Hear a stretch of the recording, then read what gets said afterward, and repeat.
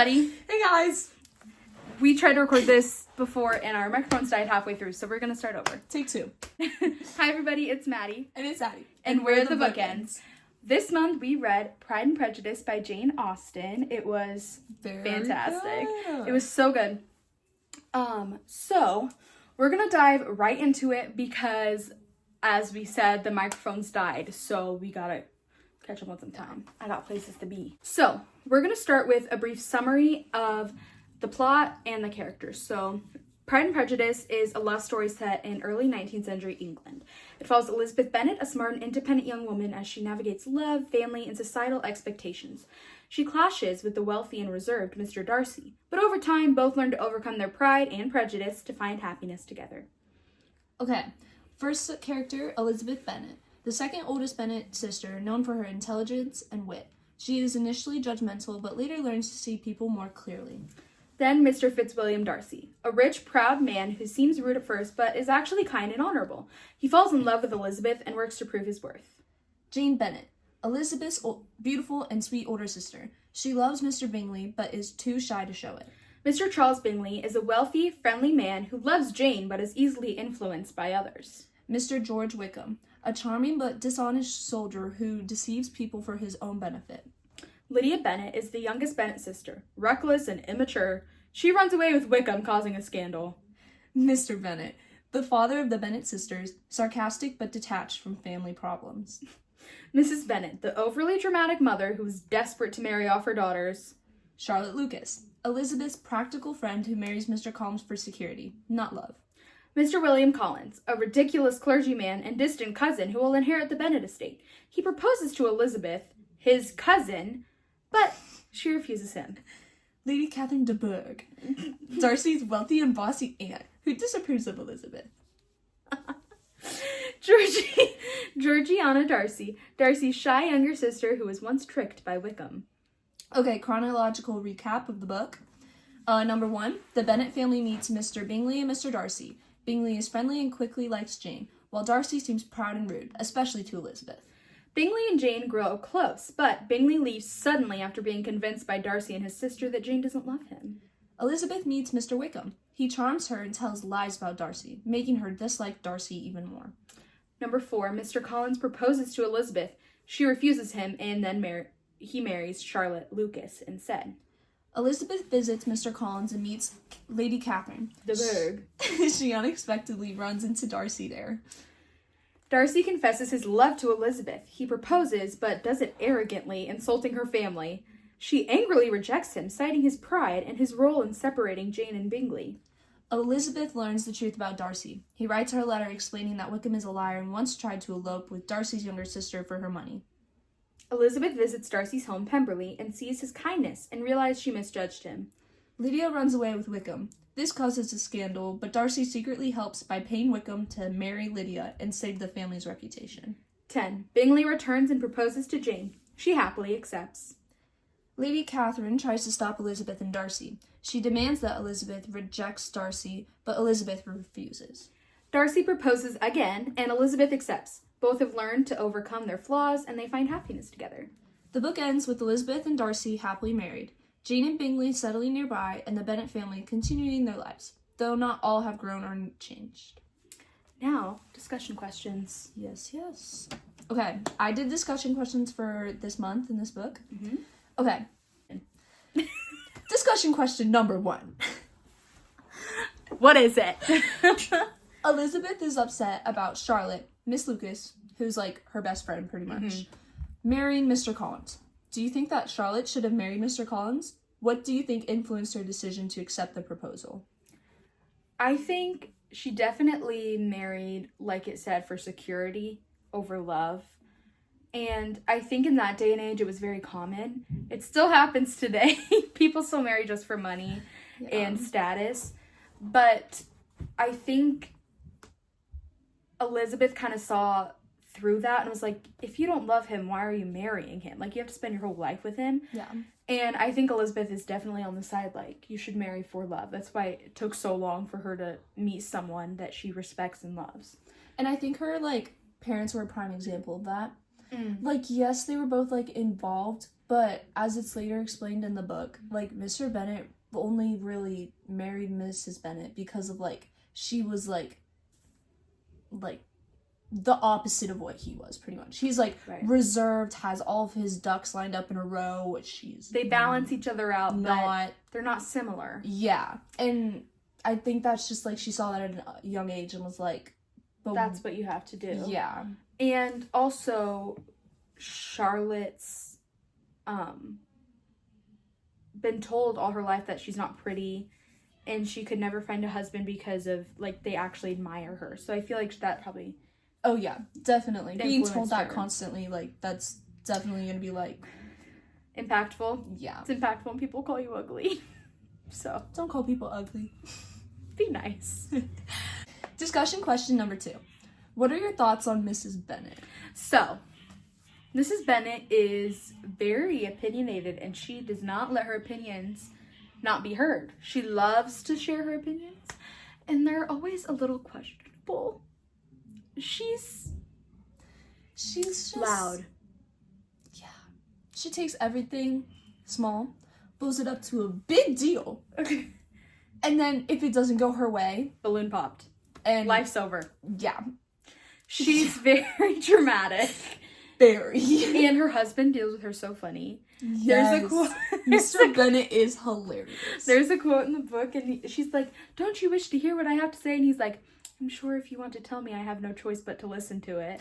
Because he knows, like, she's gonna talk no matter what. You might as well listen. Yes. Okay. Third discussion question.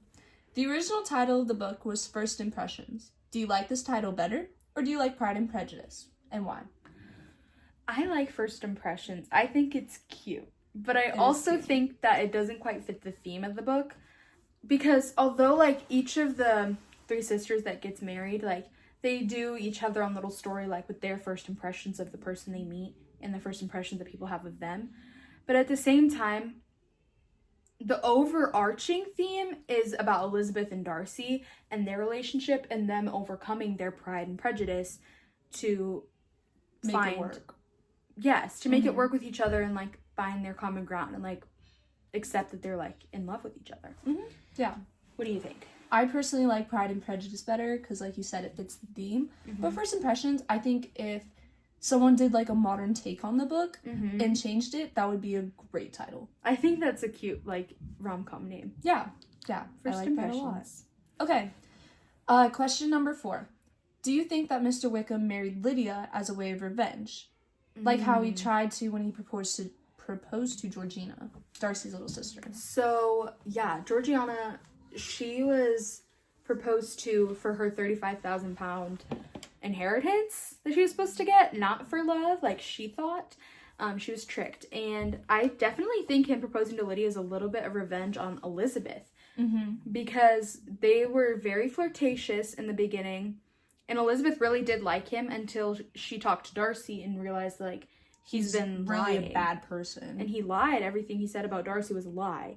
So, I definitely think there was a bit of a jab at Elizabeth with that. Yeah. Because, I mean, he even said himself that he never really intended to marry Lydia. Yeah. So, definitely, because, like, it's not like because then Darcy pays him to keep their reputation It's not intact. like the Bennets are wealthy. They're, like, middle class people. So it's like... Well, you think about it, like, the mom's trying to marry them off to all these people because she wants them to have a higher status, higher wealth.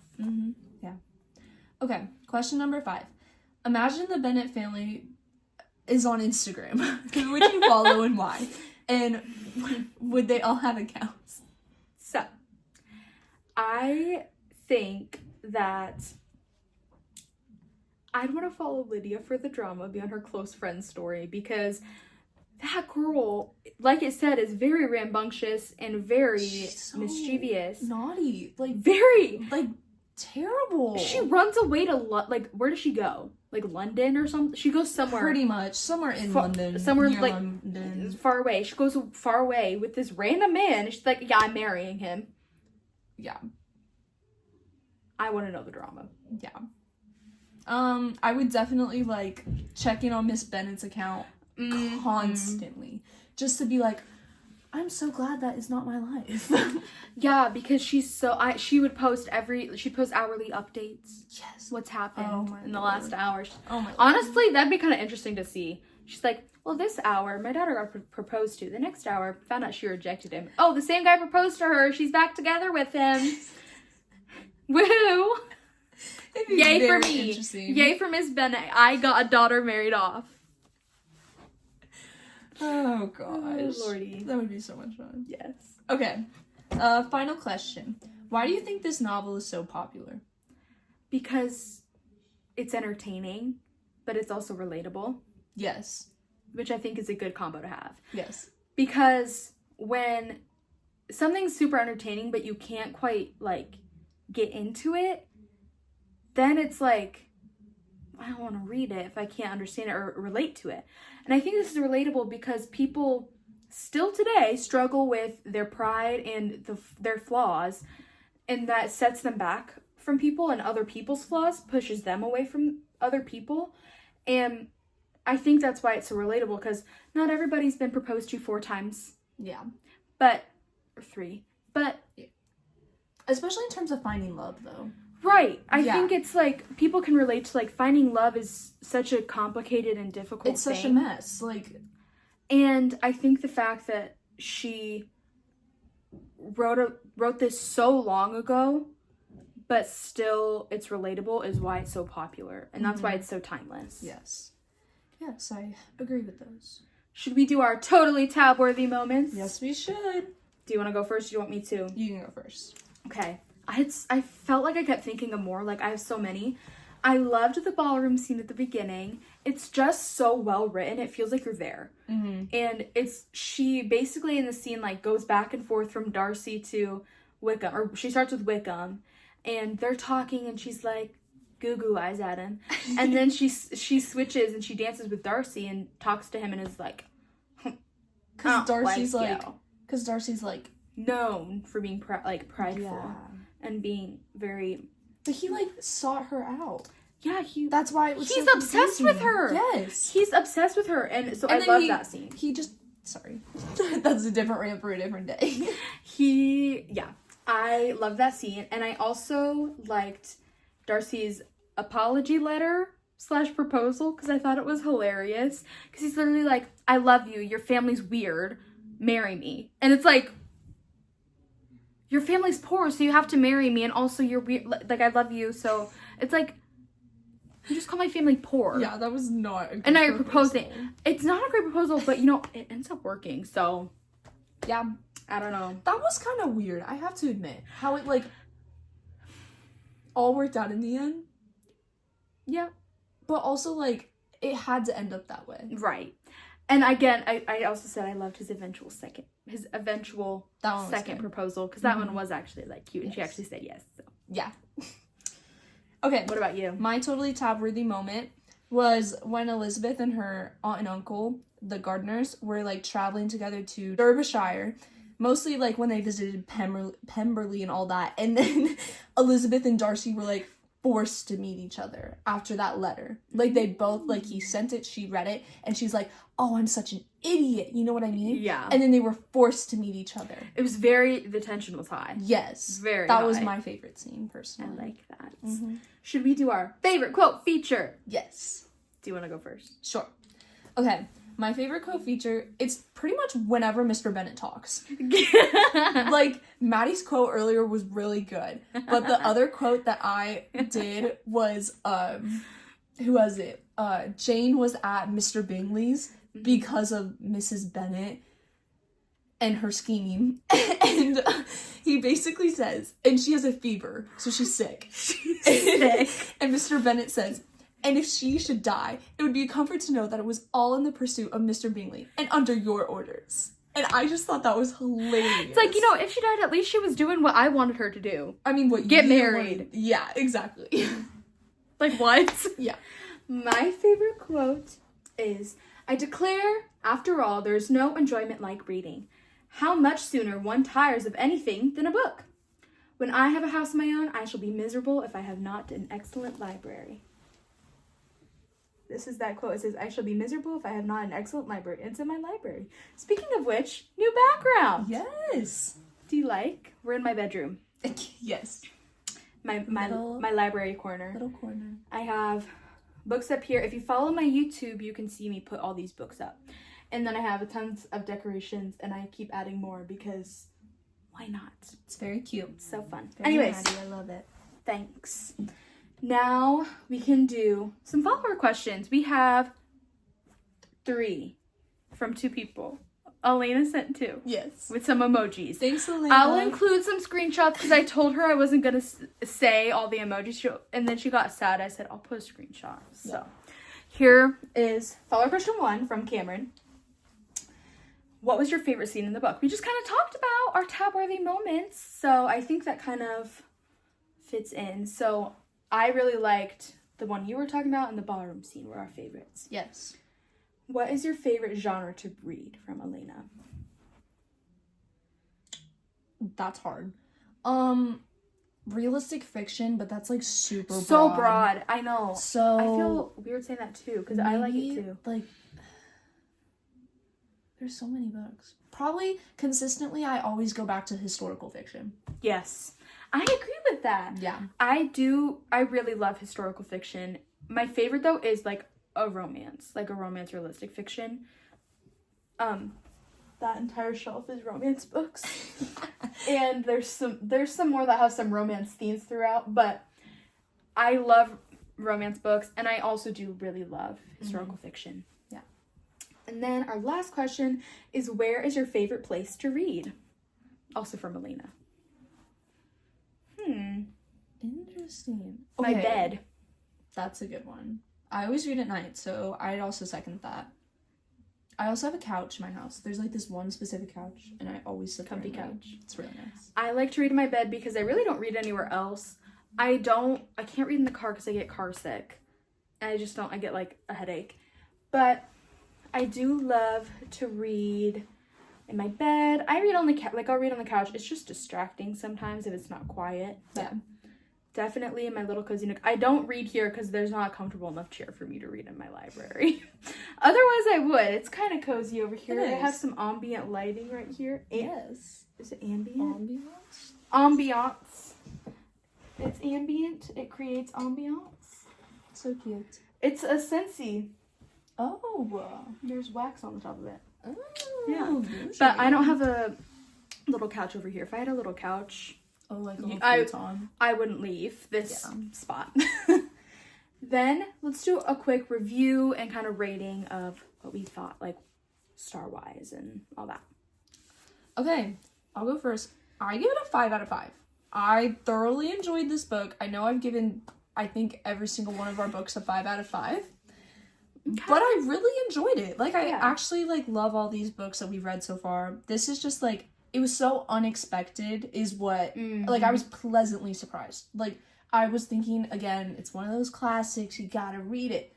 But no, it was so funny and so entertaining and relatable, and just, the characters are ridiculous, and, like, It's so that's one funny. thing about Jane Austen. Her characters play so much on sarcasm and being a caricature. It's so like, her I books wanna, are so. You should I read want to more. meet her because, like, she's dead. I know that, but, like, I'd want to meet her, Yeah. like, because she's Someone who thinks of all this stuff must be like that have a good sense of person. humor. Yeah. I have her whole collection, so if you want to read any more of her books, do it. I've read Sense and Sensibility and Persuasion, and they were both pretty good. So, I gave it a 4.25 on my StoryGraph. Oh, I'm going to talk about StoryGraph quick. They're not sponsoring this video. We're not popular enough to have a sponsor. But if you'd like to sponsor, just DM us. Send us an email. Yeah. Anyways, StoryGraph is it's similar to Goodreads, but it's a little bit different. I switched there from Goodreads for many different reasons, but I do really love it. You get to see graphs and like data from the books you read. So like it shows you like on like a pie chart what genre you read the most. Oh. And it shows you on a cool. pie chart or like on a graph which authors you read the most, what language you read the most, because I log our Spanish books on there, so I have like 2 that are Spanish books. So it's like you read 98% English, and then 2% Espanol. And it's like El Silbon and Peter va a Colombia. Yes. I wonder if we're gonna read a new book soon. Probably. We do 5 books, I think, if I remember correctly. Why don't tell me? 5 or 4. Anyways, so definitely check it out. I will have mine linked in the description. It's also on our link tree on Instagram. So you should download it. But I gave it a 4.25 because it was so interesting. The characters were very well developed and very funny, and the plot was very interesting. And it's a classic for a reason. Like, it's definitely teachable. Like, it's very much got lessons in it and a moral to it. And so I really liked it. My only thing I knocked it off like that 0.75 is because of myself. I just have a hard time. We have this with To Kill a Mockingbird where I can't keep characters straight. Yeah. And sometimes I get lost trying to keep track of characters, and then I forget about following what I'm actually reading. I'm like, oh, Elizabeth did this, or like, it's like not Elizabeth. I know who Elizabeth is. Yeah. But it'll be like, Catherine de Bourgh did this, and I'm like, oh, okay, who's Catherine? Yeah. Got it. Okay, Catherine. How do I know her? And I just lose sight of everything else I'm reading. I'm only thinking about that. So that's my only docked points, but I can understand that. There was one day I took a sticky note and I started writing out every character's name that I heard and like drawing them, and then I threw the sticky note away, and I wish I still had it, but like I like understand it now. So that's funny. Yeah, I definitely asked Google for a family tree of everybody more than once. Yeah, so should we reveal next April's book? month's book? Are you ready? Yes. 3, 2, 1. Ta-da! Today, tonight, and tomorrow. It's by Rachel Lynn Solomon. You can hold it for me. Got you. Be my little model.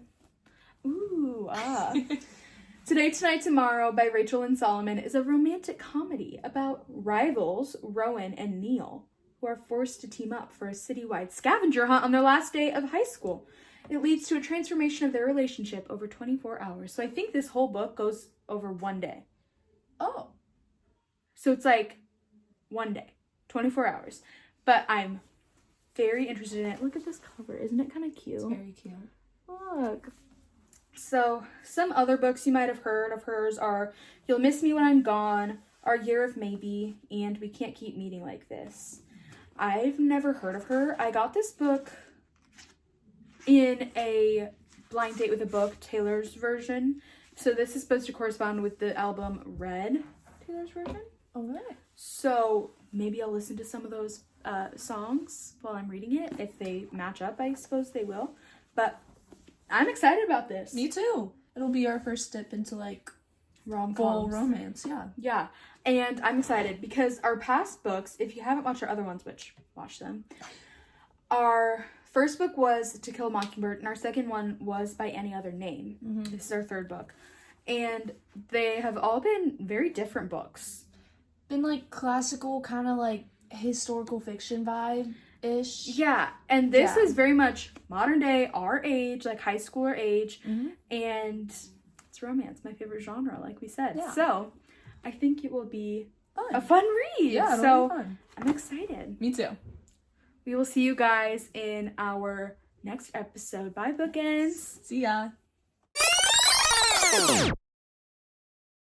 This is me realizing that my microphone cut out in 15 minutes. For audio listeners, Ade is ranting and I'm looking at my microphone and I go, my microphone was off. Did they die? Yeah. Okay. Oh! It was an impulsive thought. Not that.